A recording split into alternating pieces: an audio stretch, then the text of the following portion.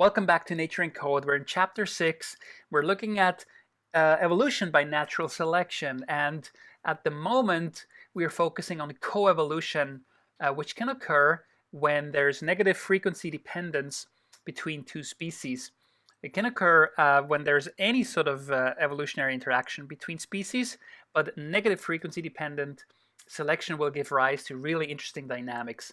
And host parasite systems or predator-prey systems are classical examples of antagonistic coevolution with negative frequency dependence. And we want to implement a system like that in code now.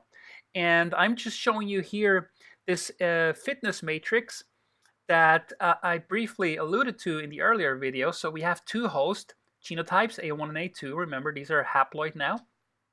To keep things simple, we have two parasite species, also A1 and A2. And again, we're implementing this model where the parasite sort of has a key and it needs to match the lock of the host. And so this model in the literature is called the matching allele or alleles, depending on whether it's one or many. Here we just have one, so it's a matching allele model. So the model predicts or assumes that the allele has to match, and in that case, when there's a match, then there's an infection. If there's no match, there's no infection. Okay, so easy enough. What are the fitness consequences? Well, if there is an infection, that's good for the parasite. The parasite has maximal fitness 1, but it's bad news for the host. The host gets infected, gets sick, and because of that, its fitness is reduced by SH. So that's the selection coefficient of the host when the host gets infected. On the other hand, if the alleles don't match, there's no infection, which is good news for the host. Maximal fitness for the host 1, but for the parasite it's bad news because the parasite typically needs to infect the host to reproduce in the first place.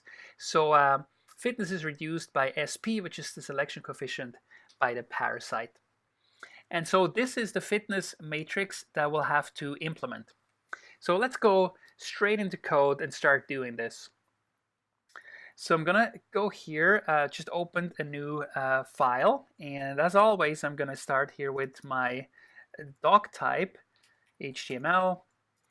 I'm gonna create my HTML template here with the HTML element, and then within the HTML element I have the head and I have the body. Okay, now once again we're going to visualize things here, so I'm going to put my JavaScript code here into the body. Okay, /script, and I'm just going to go ahead and save this as coevolution. All right, good. So let's get started. So what will we need first? Probably, again, it's a good idea to sort of think of some of the base variables that we have in this system. And once again, we'll certainly have a data array where we will store data. And then we have these selection coefficients. We should probably also define how many generations we want to run this, and I'm going to add one more variable or one more type of variable in a second. So let's first go ahead and implement the ones that I just mentioned. So we have our data array, which in our case is again going to be a 2-dimensional array. One dimension will be time as always, and in the other dimensions we'll have 4 arrays within that data array, which each will contain a genotype frequency, and we have 4 because we have 4 different genotype frequencies, right? We have 2 parasite genotypes and 2 host genotypes.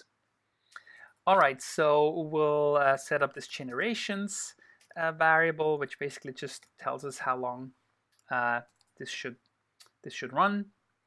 And then, as I said, these 2 selection coefficients. So let's just set SH to 0.2, say, and SP to something larger, let's say 0.5. So severe costs here for the parasite not being able to infect, and also severe fitness costs for the host when it gets infected.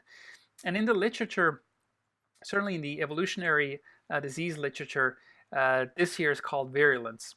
So this parasite causes a 20% virulence. And virulence is simply defined as the reduction in fitness because of infection. All right. So I want to have two other variables where I keep constant track of the frequencies. So I'm going to split these up in two arrays, namely host frequencies and parasite frequencies. Parasite frequencies. And I'm just going to, use these arrays sort of to store the current frequencies, for a brief moment temporarily during a generation. And you can go ahead and initialize those at 0 and 0. But the point is that it will have two elements, always just two elements, because we have only two genotypes, right? So this here, the first element, will be the A1 genotype frequency, and this will be the A2 genotype frequency of the host, of course. And the same is true here. This will be the A1 genotype frequency, and this will be the A2 genotype frequency. Now, the first thing we have to do, as so often, is go ahead and initialize these frequencies. And we're going to do that at random values. So I'm going to, call this function here initialize frequencies, which I haven't defined yet, but this is what my code should do. It should call this function, execute this function. So let's go ahead and implement this function initialize frequencies. Okay, what should this function do? Okay, so let's start with the first genotype, the A1 host genotype. So I could, for example, say var A1 host genotype, and that's the frequency. Or I could say A1 host frequency, maybe. Okay, and I would initialize this at math random, so a random value between 1 and 0, or 0 and 1. Okay, so now I have this random frequency. Now I'm going to go ahead and I'm going to push an empty array into data. So this is the first of my 4 arrays that the data array will contain. And rather than pushing an empty array and then later, going ahead and pushing many numbers into this array, I'm actually going to push an array that is not empty, but that already has as its first value this host frequency. Okay, like this.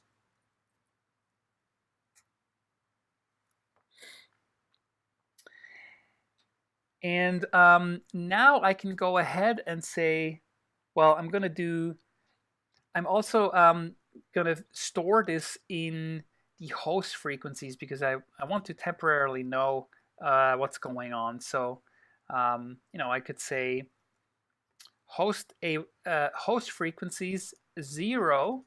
So host frequencies 0. So again, right, this is the first element of the host frequencies array, which is the A1 host genotype frequency, is of course exactly this frequency here that we just calculated. Now, that's totally fine, and it's always great to write verbose code, in my view, if it's really clear what's going on. However, it seems like, this variable, we actually don't really need it. Why don't we just go ahead and basically just say host frequency 0 equals math random, and then be done with it. So I'm just going to go ahead and do this so I can get rid of this line. And now here, instead of initializing this array with A1 host frequency, I'm going to initialize it just with this, which is the same value. All right, so I hope this makes sense. We're simply initializing the host frequency of the A1 with math random, and then we're going to push an array. And that array is not empty, but it contains the current host frequency of the A1 genotype as its first element. And now we can basically go ahead and do this for the other host frequency as well. So we can now say host frequencies 1, so that's the A2 genotype. Now we wouldn't want to say this equals mat random either, because the two need to add up to 1. So why don't we just go ahead and say this is simply 1 minus host frequency 0, because that's a random number anyways. And then let's go ahead and also push the second array into data. So data push an array, but now, of course, I would like to have this second element here of the host frequencies, which contains the A2 host genotype frequency. And then finally, we're going to do the exact same thing, but for parasites. So I'm just going to copy this. So here it will say parasite frequencies 0 equals math random. And then again, I'm going to push an array. This is the third array now into data. But this one, of course, will contain this value parasite frequencies 0. And then again, parasite frequencies 1 equals 1 minus parasite frequencies 0. So the frequency of the A2 parasite genotype equals 1 minus the frequency of the A1 parasite genotype, because they have to add up to 1, 2. And then finally here on this line, I'm going to push the fourth array into data. And this one contains parasite frequencies 1, which currently contains the parasite frequency of the A2 genotype. All right, and that's pretty much it. So that is the initializing of the frequencies. So not only does this function initialize the frequencies, but then it also immediately pushes these into the data array, or rather it pushes 4 arrays into the data array for the 4 different frequencies. And these arrays are already populated with their first corresponding value. And then after that, we simply need to run the generations. So for the generations, we will simply set up a loop. So for var I equals 0, and then we do this for generations time. So 400 in the current case. Of course, we're going to increase I by 1 to avoid an infinite loop. Okay, so we have to do three things. First, we have to make sure that selection acts on the host. I'm going to call a function which I have to define later on, called host selection. Then we are going to have selection act on the parasite. Now, this is a bit artificial. First, selection acts on the host given certain parasite frequencies, and then selection acts on the parasite given certain host frequencies. But this is just fine for the example here. We could do this in a more sophisticated way, where again we have some temporary storage of these variables. But I think for the time being, this is just simple enough. Let's keep it simple. And once we've done that, we can go ahead and push these values in the corresponding subarrays of data. So remember, data 0, which is the first array in data, stores the host frequencies of the A1 host genotype. So what we're going to do is simply push the host frequency 0. And again, these were calculated here based on host selection. Data 1, again, at the risk of repeating myself, but this is the second data subarray. This contains the A2 host genotype frequencies. So we're going to push host frequencies 1. And then on the next line, we'll have data 2, and we'll be pushing parasite frequencies 0. So be careful that this is a 0 here, right? Because this is the A1 parasite genotype frequency. And then finally, the last of the 4 subarrays, we're going to push parasite frequencies 1. And that is it. So once we've done that, all we need to do, well, of course, we'll need to implement these two functions. But assuming that we have implemented this, and now for 400 generations, this will happen, and 400 values will be pushed here into data. And so once we've done this, we are going to simply call the draw line chart function, draw line chart. And of course, we're going to pass the data as always. Our X label is generation, and our Y label is P, simply the frequencies of the alleles. And we don't want a legend, so an empty array here, and the semicolon. So that's it. It is simple.